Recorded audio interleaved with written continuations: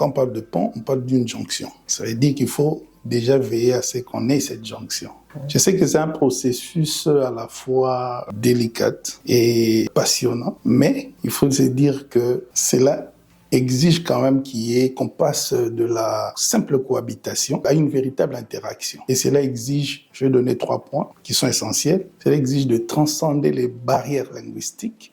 Ça exige de faire des propositions des activités ciblées sur les centres d'intérêt communs pour toutes les communautés en place. Et en fin de compte, je finirai par parler de la propagande de la tolérance. Et ce sont des choses que je vois ici, et c'est qui est vraiment bien. Je pense que construire un pont entre deux cultures, chaque personne devrait chercher à s'imprégner de la culture de l'autre parce que pour pouvoir mieux s'intégrer dans la société et savoir comment se tenir lorsqu'on est en face d'une autre culture. Parce que par exemple, les cultures de mon pays, elles sont différentes des cultures ici. Pour mieux m'intégrer ici, je dois savoir comment est-ce que je vais faire face, si j'ai une situation dans le contexte camerounais, est-ce que cette même situation s'applique dans le contexte canadien? Donc, c'est pour ça que je dis, je dois m'imprégner de la culture canadienne, tirer des leçons de là pour pouvoir mieux m'intégrer. Les ponts se construisent avec les relations et faire bâtir peu à peu la confiance entre les relations humaines. Donc il faut s'entraider, accepter l'autre, faire du bénévolat, des journées communautaires pour connaître l'autre entre les résidents et les nouveaux arrivants. Il faut faire un contact dans la manière de vivre tous les jours. Donc il faut bien sentir notre culture pour bien agir et bien s'intégrer. Justement dans une même communauté et surtout dans une communauté comme le Canada, qui accueille, mais qui attire de différentes cultures, de différentes personnes d'horizon dans le monde. Être ensemble vient avec beaucoup de challenges. Et je me souviens quand j'avais une discussion par rapport à cette question, on parlait de tolérance. Ouais. Mais je vais dire aujourd'hui, on n'a pas besoin de tolérance parce que si on regarde dans le fond, la tolérance peut être péjorative. Dans le sens de la tolérance vient avec le fait de vouloir comme accepter ou bien laisser faire, comme on dit au Canada, certains comportements. Mais non, je vais dire que ça demande déjà de l'apprentissage. Ouais. Il faut apprendre de la culture des autres pour pouvoir mieux comprendre la culture des autres. Et c'est ça qui peut permettre déjà de pouvoir vivre ensemble. Mais aussi de l'autre côté, de pouvoir créer des espaces où on est ensemble. Parce que si on est dans un endroit où on appelle communauté, mais chacun reste chez lui, on ne peut pas vivre ensemble. On ne peut pas avancer ensemble. Donc il faut aussi créer ces espaces-là où on peut vivre ensemble, où on peut avancer ensemble. Un peu comme le café.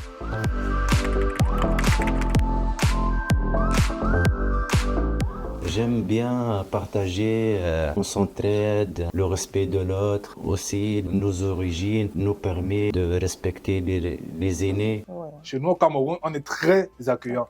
Ça ne dépend pas de qui la personne est, de son degré, de sa personnalité. Dès qu'on voit un étranger, on va l'accueillir. Ça, c'est la première des choses. L'autre chose, c'est le respect des aînés. Ouais. Chez nous, on respecte beaucoup les aînés. Et je pense que c'est quelque chose qui peut beaucoup aider aussi dans la culture canadienne ou bien dans une communauté ici. Parce que quand on arrive ici avec nos challenges, on oublie souvent des valeurs. On va arriver par exemple dans un bus, on est assis, une personne aînée arrive, on oublie souvent ces valeurs-là. Alors que de nos valeurs, c'est on doit se lever et laisser la place à l'aîné. Je pense que ce sont des bonnes choses qui sont bien n'importe où. Je dois déjà dire que pour qu'une communauté X puisse proposer une tradition à une communauté Y, cela est un exercice qui demande que la communauté X fasse preuve de beaucoup d'humilité et que la communauté Y qui est réceptrice fasse preuve d'une profonde remise en question. Parce qu'on parle des traditions. Une tradition l'est par la culture. Donc, on ne peut pas imposer une culture. Donc, moi, je pense qu'à ce moment-là, ce que je pourrais dire, c'est qu'il faudrait à celui qui rejoint une communauté de faire un effort, un travail de s'intégrer. Donc, c'est ça le travail qui doit se faire. Donc, c'est beaucoup plus à celui qui arrive de s'adapter à son nouveau milieu. Moi, venant d'un pays multiculturel, le Cameroun, Nous avons tellement de cultures. Déjà que le Cameroun a 10 régions et chaque région a sa culture propre à elle. Et si je dois partager mes cultures, je me baserai sur deux choses, sur le plan folklorique et sur le plan culinaire. En partageant, je pense que ces deux points-là peuvent me permettre de bien vendre ma culture dans la société dans laquelle je me trouve. À partir d'une danse, les danses sont des expressions. On passe des enseignements dans les danses. On ne danse pas juste pour danser. Il y a des messages qui se traduisent, véhiculés à travers les danses. Et les mets aussi symbolisent les cultures. Chaque peuple a un mets qui lui est propre.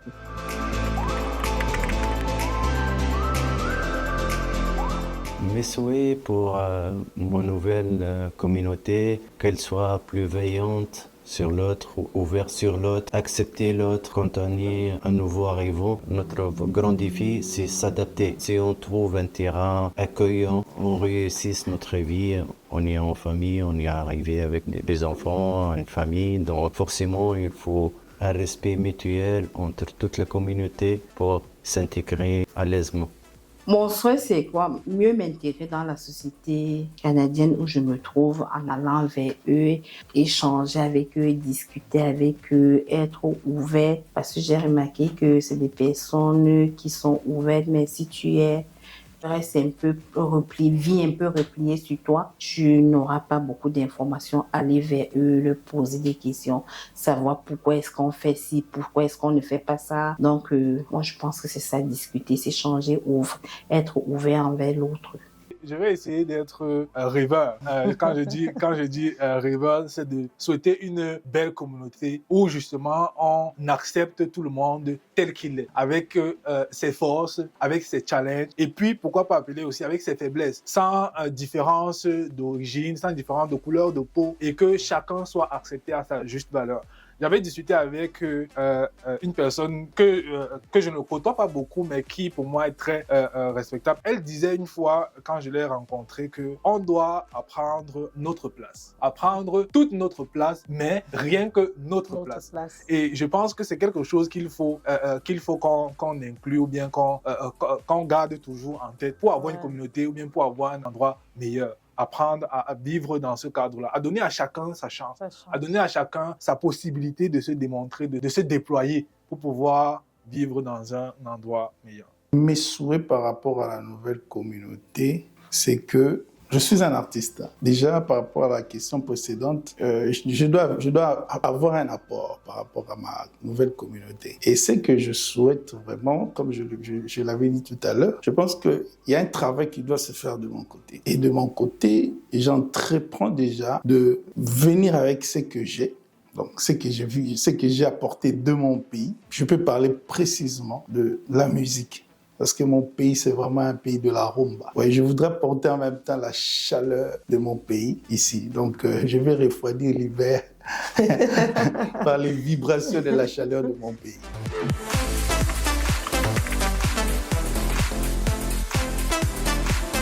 Je vais encore essayer une fois de plus pour cette question d'être rêveur. Ce que moi, je peux proposer, ou bien ce que moi, si j'ai la capacité ou le temps me permet de mettre sur pied, c'est vraiment un programme de mentorat.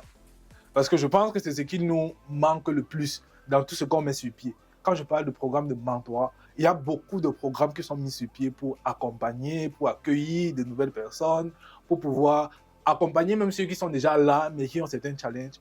Mais je pense qu'il manque beaucoup de programmes de mentorat. Quand je parle de programme de mentorat, ce n'est pas seulement pour accompagner ceux qui sont là, mais c'est aussi pour accompagner de façon personnalisée ceux qui arrivent. Parce que parfois, on a beaucoup plus de stress souvent quand on va venir. On ne sait pas qui est-ce qu'on va rencontrer. On ne sait pas quelle température il va faire. Quand on a 6000 km et on nous dit moins 15 degrés, c'est pas la même chose quand on est sur le territoire et on vit le moins 15 degrés. Ouais. Donc avoir un programme de mentorat qui va permettre déjà de préparer les personnes qui vont par exemple arriver à mieux préparer leur arrivée, mais à mieux comprendre leur environnement. Mais quand ils sont déjà aussi là, de pouvoir les accompagner de façon plus personnalisée. Il y a beaucoup de programmes qui sont mis sur pied pour mettre ça sur pied, mais c'est difficile d'avoir quelqu'un qui va être là à côté de toi, qui va te suivre, qui va te donner des conseils, qui va te donner son expérience de façon ouverte, sans filtre.